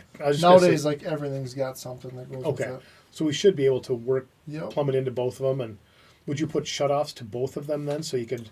Yeah, everything will have a shutoff. Everything will have a shutoff. Yep. I suppose that's probably code. Yeah, I would imagine. So if I'm in your mechanical room and we'll do a manifold. Every manifold is labeled, so it tells you exactly what it's going to. Okay. It'll say gas dryer, range, furnace, water heater, outdoor grill 1, outdoor grill 2. Sure. And there'll be a label inside the grill that I would put in. That's waterproof. It doesn't, so when you open it, you see this is number 1, this is number 2, or vice versa. That's awesome. You really want that. Yeah, I would want that because there's nothing worse than going down on the electrician side. You go down and it's like you got this whole big breaker panel and there's 3 labels. It's like, really? No. Really? We don't want that. No. So no, I would want to know. We had the plumber that was in my Jeremiah made the acronym ONG earlier, and in our world that means other networking groups because Yeah. we're owners in SBR groups. So, we don't want to name names, typically because, we're awesome. So we don't want to throw everybody else under the bus, Tell us, show us, don't tell us, right? Right. So break my own rule. Come visit, you'll see. Yeah, come visit, you'll see. Amen. Let us show you. It's a great environment. Thank you. Thanks, Thank yes. you. Everyone's friendly. Well, I'm new there, right? Yeah. Just give a It's been testimony what, quick. 2-3 weeks? Yep. It hasn't been long. I've already gotten referrals. Yeah. So, and everyone's been super friendly. And, if you don't know me, I might seem a little reserved, right? 100%. Yeah. I'm Absolutely. kind of shut off a little bit until Yep. you get to know me. Yep. That's like, well, he is actually a talkative guy. Yeah. But you got to break that ice a little bit. But everyone's been awesome about it. Yeah. Well, after your first week there, Andrew had called me and said, "Hey, I'm gonna put a guy in your group. I referred a guy to you," and so he mentioned your name. Of course, I hadn't met you yet. Then Jordan Carrillo and I were sitting up front. We're the co-host of the chapter that Brandon came into. And after the first week, you're super friendly. First off, Yeah. very personal, very friendly, but reserved. And I told Jordan, I said, "We got to break this guy in." That's, that was one of the first things they said during that first meeting after meeting you was, I said he's going to be good. I said he's friendly. He's going to be good. But I said we got to break him in. We got to introduce him to some people. We got to break the ice. It's hard to watch the new guys or gals, whatever, new members, new guests come in and they sit down. And some of them, yeah. And some of the members do that too. It's like, I just get up and move around. Keep the energy. But we have a gal that, again, you both know her. She's in our group, and she is just, energetic. You had just said that you just did some business with her. That's right. Who came to my mind? Yep, I know it is. So anyway, I don't want to throw her under the bus here, but she did that a few weeks ago. Just walked in and sat down, and I walked right up to her. I said, "Are you tired?" "No, why?" And she goes, "You want me to mingle?" And I was like, "Come on!" And she started laughing, and she popped up. But I was just like, did you get much sleep last night? You're tired or something? She's like, and it took her about 2 seconds. I didn't have to say anything. She's like, "You want me to mingle?" All right. And so it was. But it's great. That's the kind of people we have in there. You can pick on them a little bit. You can have fun. You don't have to be rude. Everybody gets along. But when I said we have to break him in, Jordan just kind of looked at me funny. I'm like, introduce him to some people. Get him talking a little bit. Let's see if we can liven him up a little bit. And then we didn't have to. You like I say, very personal. I did ask Nate to come sit with you the one day and said, just kind of help him through the first meeting to show him how we do things. Just kind of coach him along a little bit so he knows what to do and what's expected. He's a nice guy. Nate is awesome. He is. I've become good friends with him, and I met him in the ONG, right? Yep. The last networking group we were in together, and he followed us over. He's just, he is, and he runs a body shop. Well, but we're talking about Nate from G&J Body Shop, and this guy, I will throw. With Broadway Car Care, I throw him. Boy, if I don't throw him 1 or 2 referrals a week, I would be surprised. I throw him a lot because a lot of folks come in Broadway with a name like Broadway Car Care. If you don't know us, that doesn't really. I said naming is everything. So when I picked on you about TCC Mechanical, it's a reflection of me. Our first 5 years in business, I can't tell how many people call me wanting to shampoo their carpet, or if we can get swirl marks out. I need a wax and a buff. I need, it's just. And I was like, makes sense. Right, it does absolutely. And I'm like, what's wrong with you? No, we put alternators in, we fix brakes. Then you look at it going, we choose poor names. That's what we do here. It's like we didn't put enough thought into this. And in my business coaching now, I'll tell you, naming is a huge thing. Yesterday I was down at the old barn in Preston, and a new associate came in, and he came down for like 3 hours, and we sat, and I had a list. He brought a list of like 4 names, and I did a list of 25 different names, and we sat and we Jeremiah'd them. And I pick on Jeremiah. This guy, I love this guy to death. We've been friends for 30 years. 30. It's been a long time. And but I always pick on him because he overanalyzes everything. But there's a place for that. And we've talked about that. I pick on him about it, but it's one of the things, it's one of his greatest qualities. It's a superpower. It really is. But that's what we did. We spent 2.5 hours of the 4 hours we were together yesterday, literally talking about a name. And it's like, I like that one. Okay, you like that one because it rolls off the tongue. Does it mean what we want to mean? Does it portray what we want it to portray? Yeah. Do people hear TCC Mechanical go, I'd hire that plumber? That's, these are the things that we did. And it's like, most people don't. I didn't do it early on in my career either. Like I said, Broadway Car Care. Well, now we've been around 22 years almost. I think most people in Rochester at least know of us, or they've used us or something, and the image is in your head. But it wasn't in the beginning. It was like pulling teeth. People were calling us and they're like, and then it didn't help that I had never seen a 507-424 Rochester phone number. Had never seen that. Broadway Car Care, 424-3097. It was the first one I'd ever seen when we got it 20 years ago. And I'm just like, so now I get people, and I hadn't seen it. I wasn't the only one that hadn't seen it. No, I hadn't seen it either. Yeah. So then people are like, where are you at? Rochester, Minnesota. I'm looking for Rochester, Minnesota. It's a 507 area code, but where are you? I'm like, brother, we are downtown. We are like right off of, we're on Broadway. Yeah. Yeah. Well, like I said, we'd kind of contemplated moving, and I'm not still saying we won't, but it's going to be hard to be, again, choosing a name. Broadway Car Care on 4th? I mean, what are you going to do? It's like, that's not going to work, Well, it could. It could, because but you it's got going a to have to. following. Right. We've got a following now, but I wouldn't let go of Broadway Car Care. Right. We couldn't change it to 7th Street Auto or whatever, if Right. we moved to 3rd Avenue or whatever. You couldn't. But like I say, we joke about that, but that's what I would do. Right. I would use the street we're on again, even though it's a terrible idea, but I'm old. I won't move again if we do move it, And so now I would do, if we found a spot on 7th Street, I'd be like Broadway Car Care on 7th. That would, and you'd make a joke out of it, and I would have to market the heck out of it in the beginning to let people know. So, But yeah, naming's important. call me stupid on this because I don't know. I'm assuming T is for Trout. No. Okay. So what is TCC? So it's like a secret. I hate saying that because people they're gonna inquire about it. Yeah. But when I chose TCC Mechanical, I was like, where do I want to be in 5 years? Where do I want to be? What kind of work do I want to be doing? How am I going to get there? And that's where the TCC Mechanical came in. And It's going to remain a secret. I say, remember, this is a podcast. This is going to be out there for years. So if you don't want to let the secret go now, make people call you and ask you. I'm not going to let the secret go. All right. But it's a future game. Okay. Whether that's the right decision to make. I actually love it. Yeah. I thought about I love doing Trout's Plumbing. But I was like, I really don't want my name because everyone else's plumbing company's got their name on it. But I'm like, where do I want to be in 5 or 10 years? Yep. And that name needs to match the type of work that I'm going to be doing. And that's what I did. Okay. So, We're going to get it out of them off air. Yeah, right. But that's, whether, like I said, that's the right decision to make or not. Yep. I like the mystery. I was praying about it too. I'm like, what name do I choose? Yeah. I had a shirt made that said Trout Plumbing, and it had a had a trout coming out of the toilet, and I was like, That's not terrifying. Right. and I was like, well, I didn't want it. I wanted like a professional, Yeah. I didn't want a crazy logo, Yep. someone that, like I said, I want to be very personal, but I also want people to know that we're serious Yeah.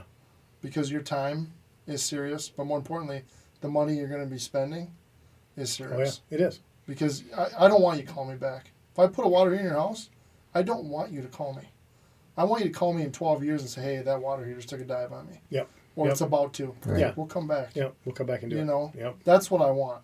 So Right. that's where that serious aspect kind of comes in. Yeah. And the military made me that way. Sure. I wasn't always serious.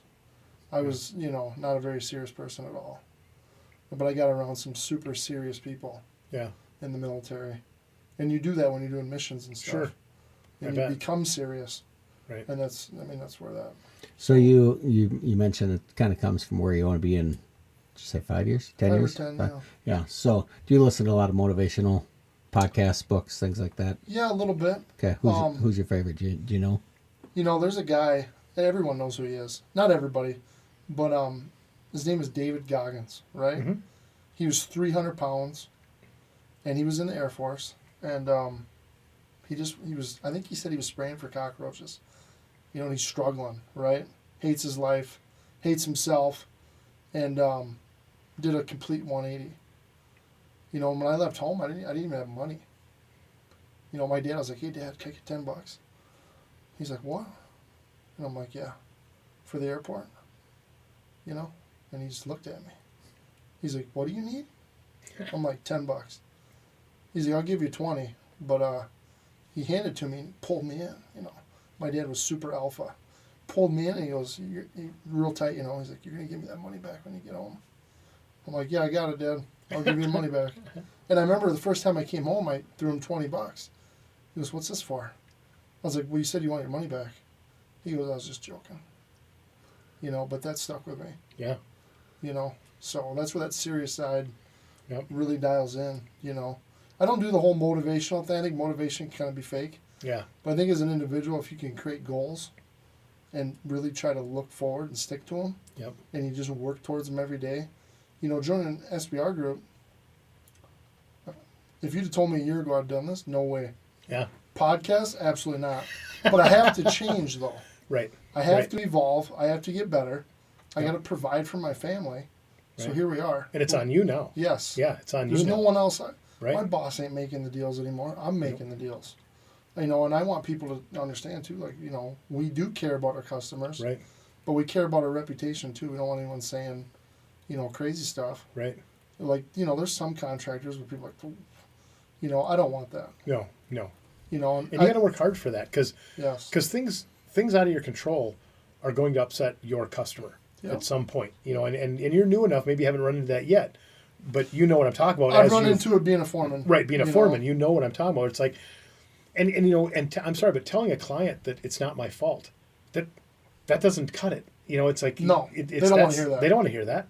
No, and at the end of the day, it's not your fault. I didn't, like for us, if I put an alternator in your van, or your truck, and 2 weeks later it goes south and you get stranded on a job, okay, that's important to me. Yep. Right? Now, at the end of the day, I didn't build the alternator, but that's a cop out for me to sit there and I'm not going to tell you that on the phone.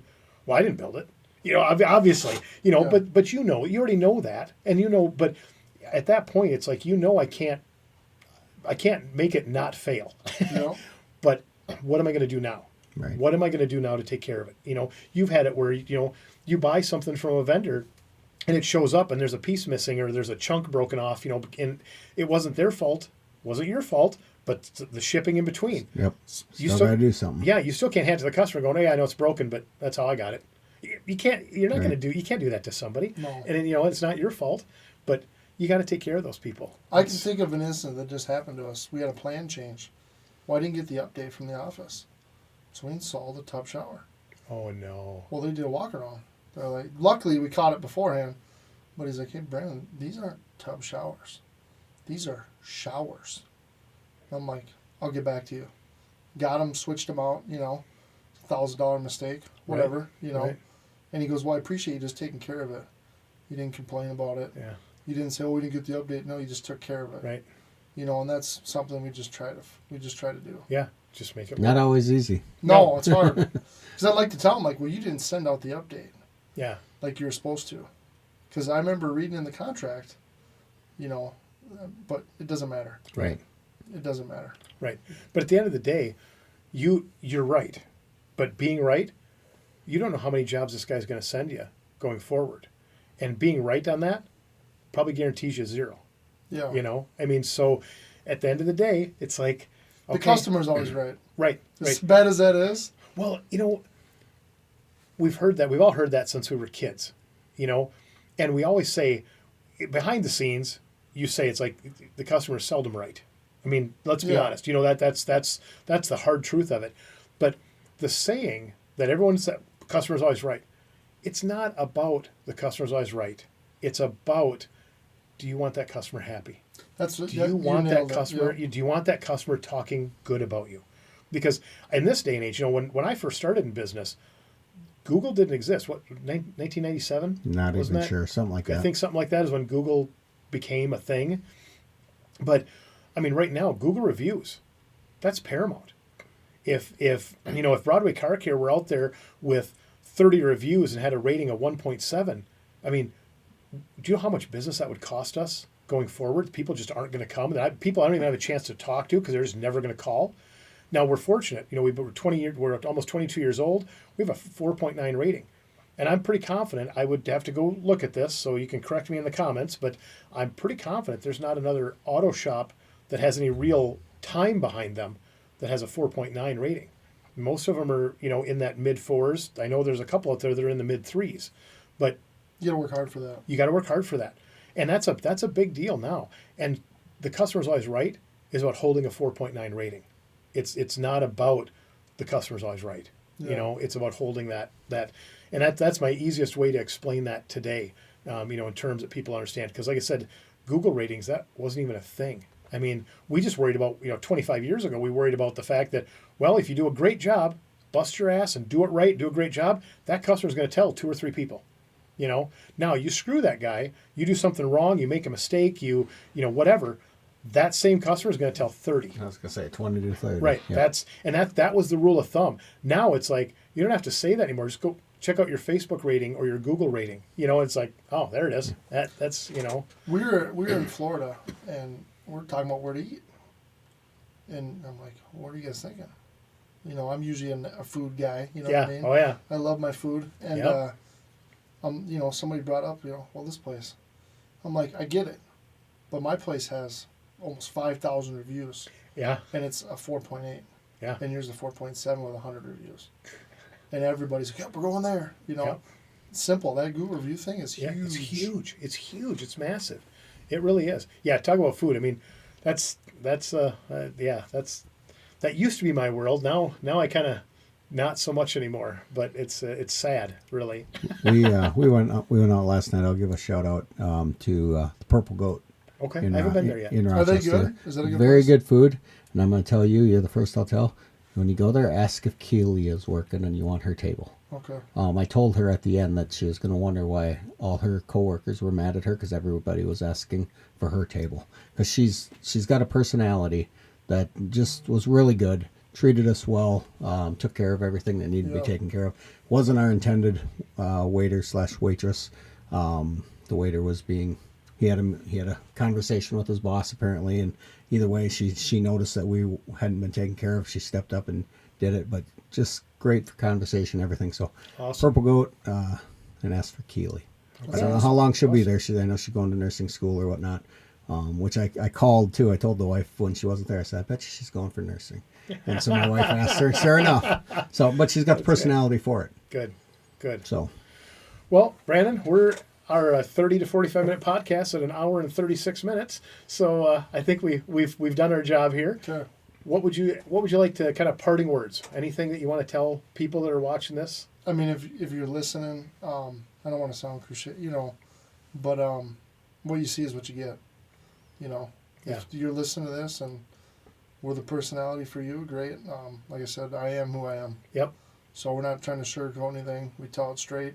That's got me in trouble, Yeah. but I feel like more people like that Yeah. than not telling it straight. Yeah. Amen. You know? I would. The people you turn off with that, you probably didn't need anyway. Yeah. And I hate to be rude about it, but it's just very direct. It's 80-20. yeah, 80-20. Or- 80. Yeah. Well, 20-80. Yeah, Right. Yeah. something like 20-80. that. Right. But I mean, No. just we're a new business. Yep. We're trying to grow. I'm trying to grow. Yep. I want to bring some guys in. We're a union contractor. Our guys go to school for 5 years in order to get their license. So they have a lot of training behind them. And we're going to have training as well, not just through the union hall. Okay. And, that's something that's big for us. Great. So we Well, want to and take I care can of our customers. And I can tell everybody, I had Brandon in Broadway Car Care last week, did a job for me. It was quick. It was exactly what he said he was going to do. He was in and out, didn't muddle up my day, which that's important to me. That's important to me that he wasn't in the way. I mean, honestly, he reported in when he came in, and he reported when he left. And we had some conversation when I called him to ask him if he'd take the job in the first place. You stopped by. Didn't even call me. I mean, didn't call me back. Just literally stopped in and said hello, and we were able to. And I wasn't very busy that day. He obviously had a little time. We chatted for a few minutes. He looked at the job, and then he came back and he fixed it. And like I say, when he came in to fix it, he was in, he was out, made a report to make sure I knew he was there, made sure I knew he was leaving. And when I got the bill was right what he said it would be. It was just, I mean, it was a great experience. So I would, do you have a Google homepage yet for Well, Google yeah. reviews? It's amazing hoops you have to jump through. Yes, it is. To get to where you want to be. Yep. But next week we'll be fully set up. Okay. So- Well, just keep me posted when it's there. Just let me know it's there because I will write you a good review because it was great. It took us months. We actually had to hire Adam Galing. If anybody knows him, he works at the Post Bulletin. We had to hire him for my garage door company. We could not get. I mean, they had us. I had to have a vehicle since it's a. I mean, it's a mobile business, right? And we don't have an office. We don't need an office. We don't need a garage, but we have a truck. So I said, do you have a truck with your logo on it? We do. So I had to have an employee with a logoed apparel go in and I had to video them of unlocking the truck that had the logo on it while wearing a uniform with the logo on it, get in, start the truck, and drive it away to prove we were Happy Garage Door. Oh, wow. And it was Blake, of course, he's half owner with me. He's not an employee, but there's just two of us. Right. And I don't work for the company in that sense. I mean, I don't wear a shirt. I don't have a logoed, uniform or anything. But I had to get Blake over to the house with the truck, lock it, and have him show putting the key and unlocking it and do all this. And then we sent it in. They're like, yeah, not enough. We still didn't get it. So I had to hire Adam. So we happened to be chatting one day, and Adam Galing's like, we can help with that. Really. Gave Adam $100. It was like 7 or 8 days. It was up and running. Done. But yeah, we went months without one. Months. It was just so annoying. And we just kept, but every time we did it, it was a few, it was like 2-3 weeks in between each thing that you had to do. And you had to wait and wait and wait. Then you get the email saying, yeah, no. And so. And you got to upload it live. Yeah, right. It ain't like you can make a video and you got to do it live. Right, yeah, that's right. I forgot that. You're right. We had to do it live. You are right about that. We didn't record it. We had to, because that's what we did the first time is I recorded it and sent it in. And then they're like, no, that's why they didn't take it, it wasn't live. Then we did it live, and then they mailed us a postcard to my house, which is our billing address. And I was like, yep, got it. I went on, did the code, still. And I asked Adam, and he says, I really can't tell you. We just submitted everything. Everything went through. And it's like, okay, I'm not like the most tech-savvy guy out there, but I can follow directions. We did what they told us. So anyway, that story behind us. When you get that up, guys, find him online. How do we get a hold of you? If someone wants to hire TCC Mechanical, how do we find Brandon? The best way, our website, TCC Mech, MECH.com. And then my phone number's on there, 507-951-5400. Okay. I'm not hard to find. Okay. I'm not hard to get a hold of. Just hit us up, and we'll go from there. And if you do struggle for whatever reason, you can always get a hold of me. I will make sure I have a stack of his business cards at Broadway Car Care, and we'll make sure that we get you a hold of him. Jeremiah's got a heck of a setup at Family Fun Center for business cards. Yep, which I need yours because SBR members, there's a specific spot for the members' business cards. So when customers come in, or sometimes the other day I had a salesman come in. I don't even remember what it was. If it was AT&T for wireless internet or whatever. But he swiped a few. But him and I had a good conversation, and honestly, I think I'm going to do business with him. So good. Either way, got a good spot to put your cards. Awesome. Good. So it's one of my last bit of items that I got. Yep. So we're checking boxes. Perfect. I know a guy that does business cards if you need them. Perfect. That's right. We know guys. We know all kinds of guys and gals. We know That's people. Right. That's right. Well, awesome, Brandon. Thank you so much. Yeah. This was a ton of fun. Was this good for you? I mean, the podcast. It's like I said, it's a little out of my elements, but we got to grow, right? Yeah. Right. So I got to get uncomfortable being a little comfortable. So yeah. If you're not willing to get uncomfortable, we're not going to grow. We're not going to go any further. And I appreciate you guys taking time out of your day. Absolutely. To bring me in here and let me use your platform to get my name out there. So it means a lot to me. Well, I'll say that if you're listening, watching, if you're a small business owner, get a hold of Jerry with Small Business Talk with Jerry. I think that's how you you really go under. I mean, there's a couple names to it, but either way, I mean, I've been called a lot of names whether you're an over the years. SBR member or just a small business owner starting up. The podcast's a great way, and so is SBR Group. Yeah, I definitely joined SBR Group. Yeah, thank you. Awesome people. It's a great group. I'm so proud of what's happened there. Yes. Yeah, so proud of that.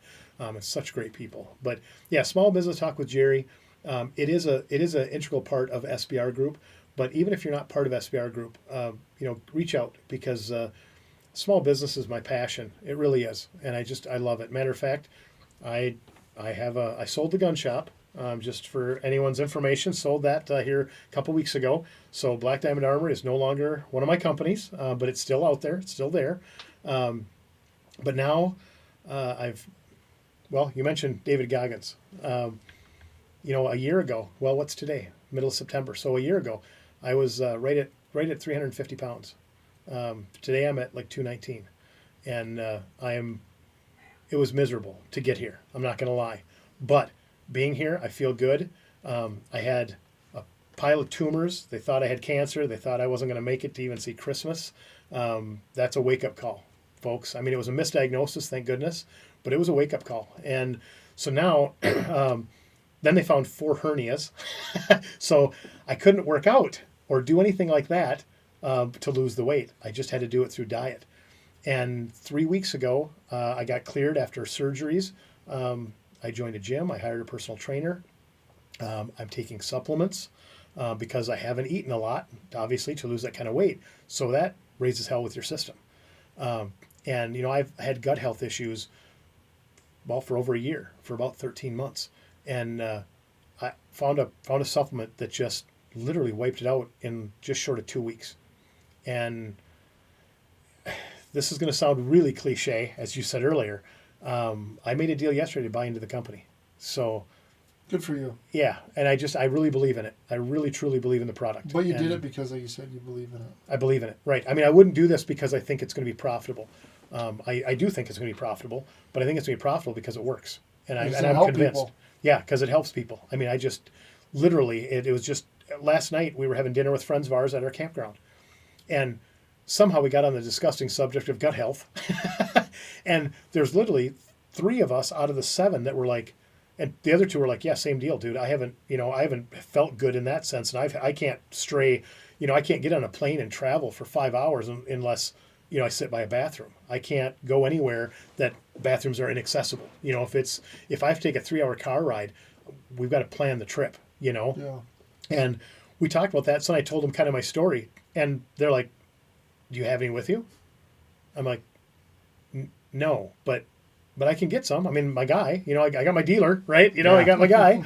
And so I called him last night. I said, I need bottles. I'm going to take them with me next week to the campground for these folks. And then, and he had actually been out all day. We were talking naming and stuff, and I was just going to help him.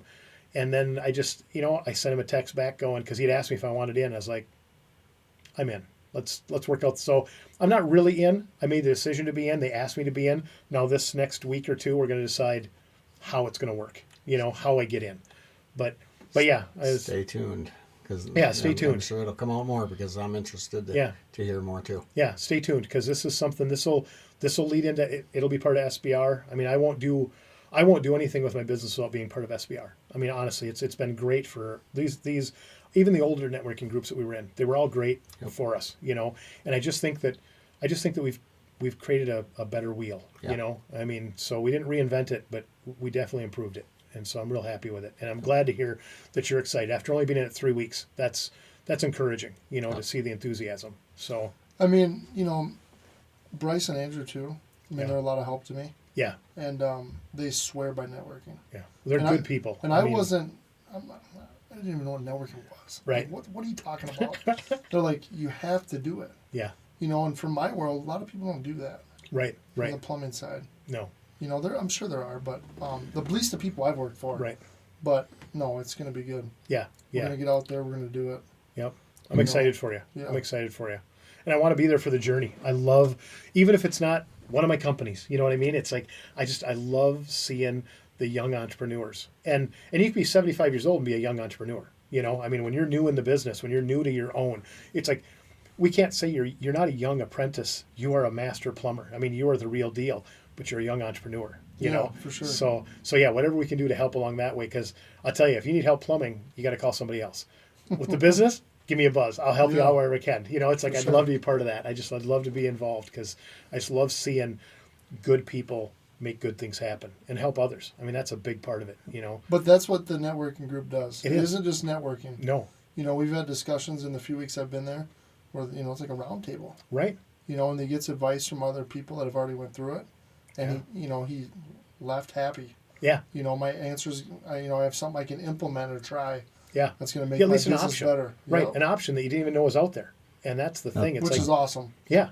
That's It might awesome. work, yeah. I love to hear that. Whether it's to be on the bio, the Yeah. round table, I love to hear that Yeah, because whatever it's And if any of these terms that Jeremiah's throwing out or Brandon or myself, if some doesn't make sense to you, reach out. We'd love to walk you through it. We'd love to invite you to a meeting. It's awesome. Well, okay, TCCMechanical.com Yep. and 951. 5400. 5400. It's memorable. It's memorable. I love that. That I like. Awesome. Thanks, guys. Here's another episode of SBT, Small Business Talk with Jerry.